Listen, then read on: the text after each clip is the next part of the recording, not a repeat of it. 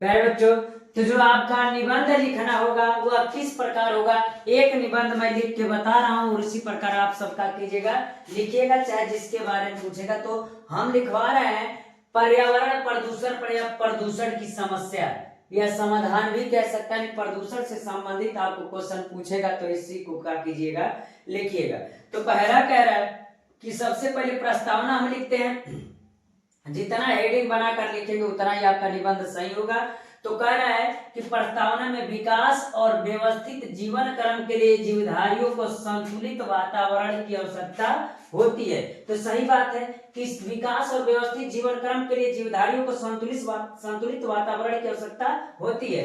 संतुलित वातावरण में प्रत्येक घटक एक निश्चित मात्रा में उपस्थित रहता है। असंतुलित वातावरण में प्रत्येक घटक एक निश्चित मात्रा में उपस्थित रहता है। कभी कभी वातावरण में बहुत से हानिकारक घटक प्रवेश हो जाते हैं और परिणाम स्वरूप वातावरण दूषित हो जाता है। तो इसे ही क्या कहते हैं, प्रदूषण कहते हैं। बहुत समय कभी कभी ऐसा होता है कि वातावरण में बहुत सी हानिकारक चीजें क्या हो जाती है, उपस्थित हो जाती है, जिससे वातावरण दूषित हो जाता है। तो उसी को हम क्या कहते हैं, प्रदूषण कहते हैं। तो अगला जो हमारा कार्य है प्रदूषण के प्रकार।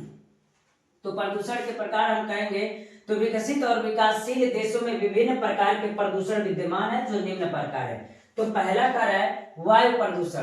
तो वायु प्रदूषण अगर हम ऐसे बता सकते हैं तो आपको कह सकते हैं कि वायुमंडल में विद्यमान विभिन्न प्रकार की गैसें एवं विशेष अनुपात में अपनी क्रियाओं द्वारा वायुमंडल में ऑक्सीजन और कार्बन डाइऑक्साइड का संतुलन बनाए रखते हैं। तो कह रहे वायुमंडल में स्थित अनेक प्रकार की गैसें एक विशेष अनुपात में मिली रहती हैं और वातावरण का संतुलन क्या करती है, बनाए रखती है। ऑक्सीजन से लेकर के कार्बन डाइऑक्साइड लेकर के अनेक अन्य गैसें जो वातावरण को क्या करती है, संतुलन बनाए रहती हैं। और मनुष्य अपनी अज्ञानता के कारण इस संतुलन को बिगाड़ता है। और जो मनुष्य होता है अपनी अज्ञानता के कारण इस संतुलन को क्या करता है, बिगाड़ता है। और अपनी आवश्यकता अनुसार पेड़ों की कटाई करना, चिमनियों से निकलने वाले धुएं को कारण वातावरण दूषित होती है। तो हम कह सकते हैं कि वायु प्रदूषण। तो हम कह सकते हैं कि जब हम ऐसे भी कह सकते हैं, जब अपने हम घर के कूड़ा करकट को निकाल करके झाड़ करके और उसको नदियों में बहा देते हैं, तो नदियों में जब बहा देते हैं, तालाबों को में फेंक देते हैं, उससे जल प्रदूषित होता है। और कह सकते हैं चिमनियों से, कारखानों, कंपनी, फैक्ट्री से जो चिमनी निकल आता है, उससे निकलने वाला जो धुआं होता है वो वायुमंडल को क्या करता है, प्रदूषित करता है। तो हम कह सकते हैं इसे क्या कहते हैं, वायु प्रदूषण कहते हैं। और लोग क्या कर रहे हैं, पेड़ों की कटाई कर रहे हैं, अंधाधुंध पेड़ों की कटाई कर रहे हैं, इससे प्रदूषण फैलता जा रहा है, जिससे वायु प्रदूषण बढ़ता है और जो स्वास्थ्य के लिए बहुत क्या है, हानिकारक है। तो जाहिर सी बात अगला कर रहा है जल प्रदूषण। तो वायु के लिए जल बहुत महत्वपूर्ण और आवश्यक है। पौधे अपना भोजन जल में घुली हुई अवस्था में ही प्राप्त करते हैं। जल में अनेक प्रकार के खनिज तत्व तथा अनेक प्रकार की हानिकारक वस्तुएं घुली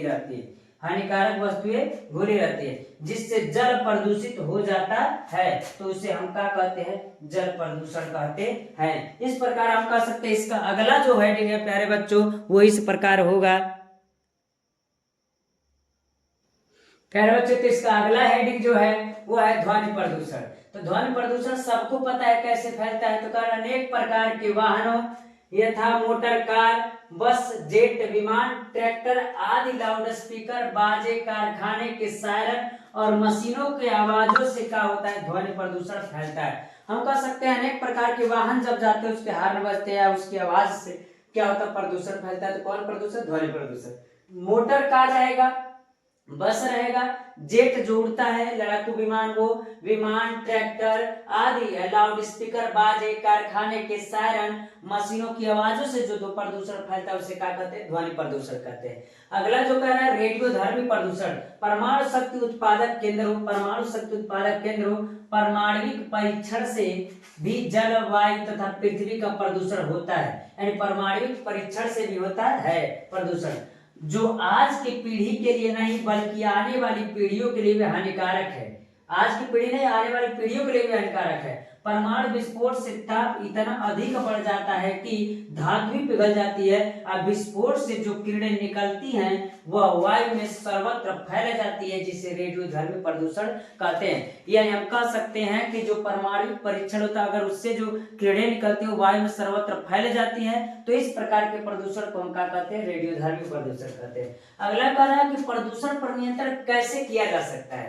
तो कह रहे हैं प्रदूषण को रोकने के लिए व्यक्तिगत तथा सरकारी दोनों स्तरों पर प्रयास किए जाने चाहिए और सभी राज्यों द्वारा प्रदूषण नियंत्रण करने के लिए एक सख्त प्रयास करने चाहिए, जिससे प्रदूषण पर नियंत्रण पाया जा सकता है। यानी व्यक्तिगत भी प्रत्येक व्यक्ति और सरकार भी इस नियम को लगाए और इस प्रकार प्रदूषण पर नियंत्रण पाया जा सकता है। तो अगला करा उपसंहार। लास्ट हेडिंग आपका क्या होता है? उपसंहार होता है सरकार प्रदूषण की रोकथाम के लिए पर्याप्त सजग है। पर्यावरण के प्रति जागरूकता से हम भविष्य में और अधिक अच्छा एवं स्वस्थ जीवन जी सकेंगे और आने वाली पीढ़ी को प्रदूषण के अभिशाप से मुक्ति दिला सकेंगे। इसलिए हमें प्रदूषण मुक्त पर्यावरण तैयार करने के लिए की दिशा में जागरूक होना चाहिए, पर्यावरण को संतुलित रखने के लिए जागरूक होना चाहिए। तो मैं बता दूं प्यारे बच्चों, ये आपका प्रदूषण पर है।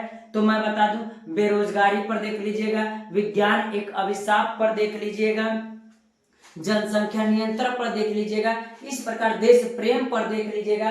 तो इस प्रकार आप इस निबंध को तैयार कर सकते हैं। तो प्यारे बच्चों, इतना क्वेश्चन आपका ये किससे है?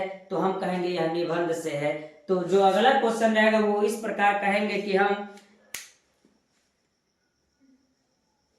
जो अगला क्वेश्चन होगा तो हम कह सकते हैं कि प्रदूषण की समस्या ही लास्ट वाला क्वेश्चन था। इस प्रकार हम प्रदूषण की समस्या को भी निपटा सकते हैं, यानी अन्य क्वेश्चन को भी कर सकते हैं।